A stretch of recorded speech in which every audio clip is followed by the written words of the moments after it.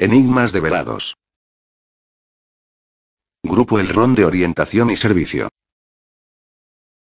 El Concilio de Nicea, las enseñanzas de Jesús fueron suprimidas con la finalidad de consolidar el control de la Iglesia, que deseaba ser la única autoridad en el tema concerniente al destino del hombre. Mensajes de Jesús. Vino nuevo en odres nuevos. Nadie echa vino nuevo en odres viejos, porque revienta los odres, y se pierden el vino y los odres. A vino nuevo, odres nuevos. Marcos 2, 18, 22.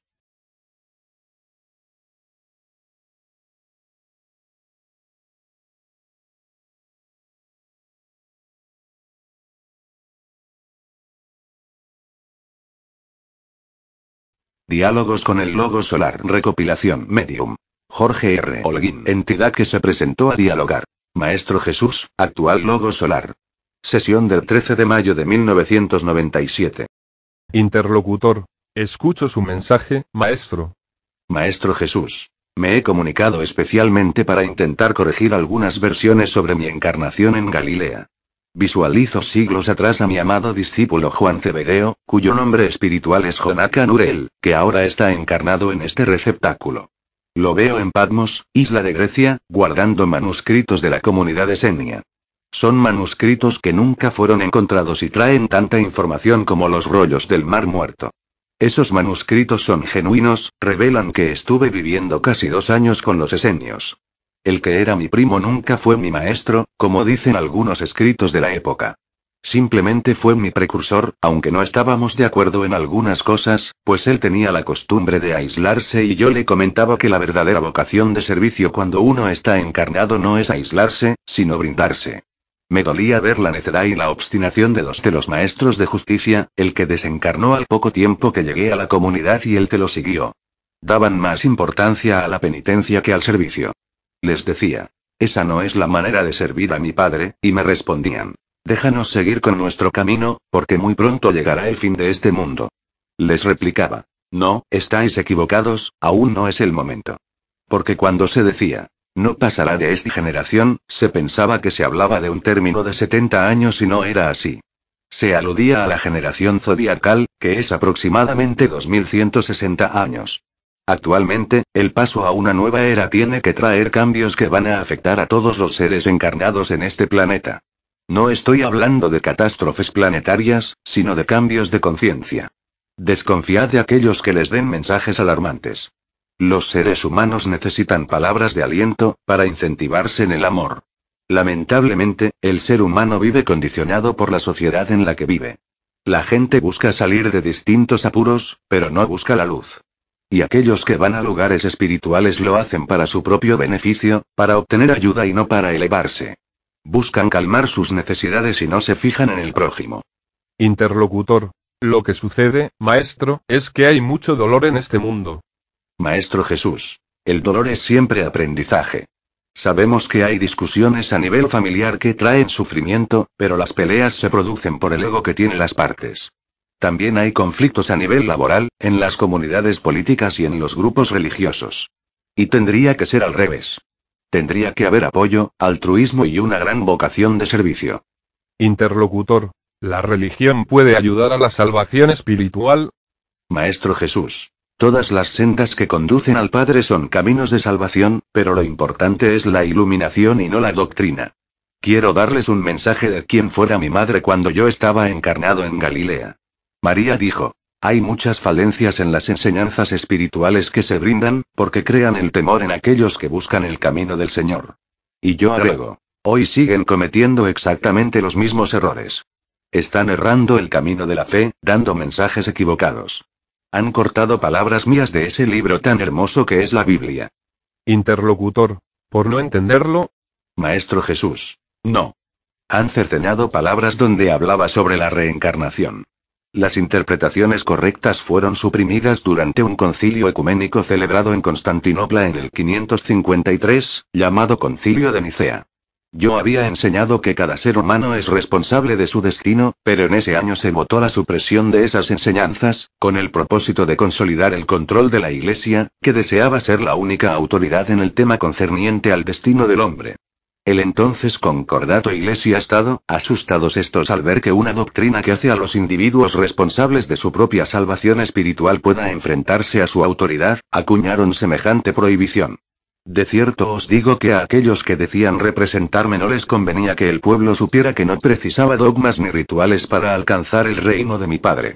A esos dirigentes no les interesaba que la gente supiera del karma y de la ley de causa y efecto. Sacaron las palabras de la Biblia donde hablaba de la reencarnación y de que la conducta equivocada podía generar cada vez responsabilidades más grandes en el espíritu encarnado.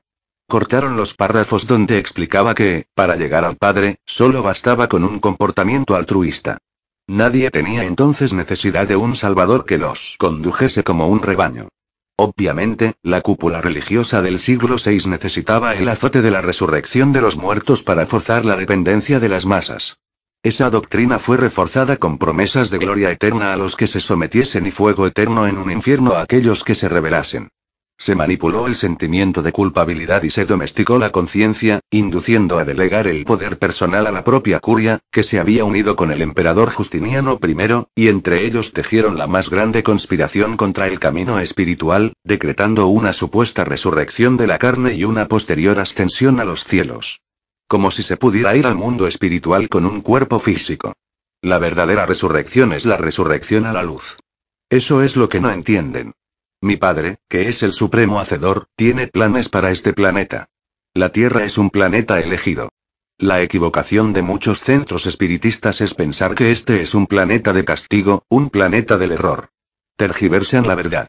En este planeta venimos a aprender, porque yo mismo he pasado pruebas, he estado 40 días aislado en el desierto, comiendo raíces, he recibido tentaciones de la carne, he sufrido tentaciones terribles de mi ego. Interlocutor. ¿Hubo entidades oscuras que lo tentaron? Maestro Jesús. Tentaron a mi propio egoísmo, que taladraba mi mente. Era mi propio egoísmo el que me decía: tienes el poder del Padre, ¿por qué no lo usas para tu beneficio? Si tú puedes someter, ¿por qué no sometes? Es muy difícil entender que esas pruebas servían para evolucionar. Tantas veces había sido tentado y no tengo ningún reparo en decirlo, porque el Padre lo sabe. La última tentación ocurrió cuando estaba en el huerto de Getsemaní, donde le dije al Padre: hágase tu voluntad y no la mía. Y logré salir airoso de la postrer prueba. Interlocutor. ¿Cómo se comunica el Padre con ustedes, maestro? Maestro Jesús. El Padre no se comunica con palabras. El Padre se comunica con ideas, buscando despertar la conciencia de cada uno de sus hijos, tanto en el plano físico como en los distintos planos espirituales. Sepan que cada vibración en su nivel no se puede comunicar con las vibraciones más sutiles. Así como ustedes, en el primer nivel, tienen que usar receptáculos para comunicarse con entidades de niveles de vibración más alta, los del segundo nivel no pueden comunicarse con los del tercero, ni los del tercero con el cuarto, y así sucesivamente.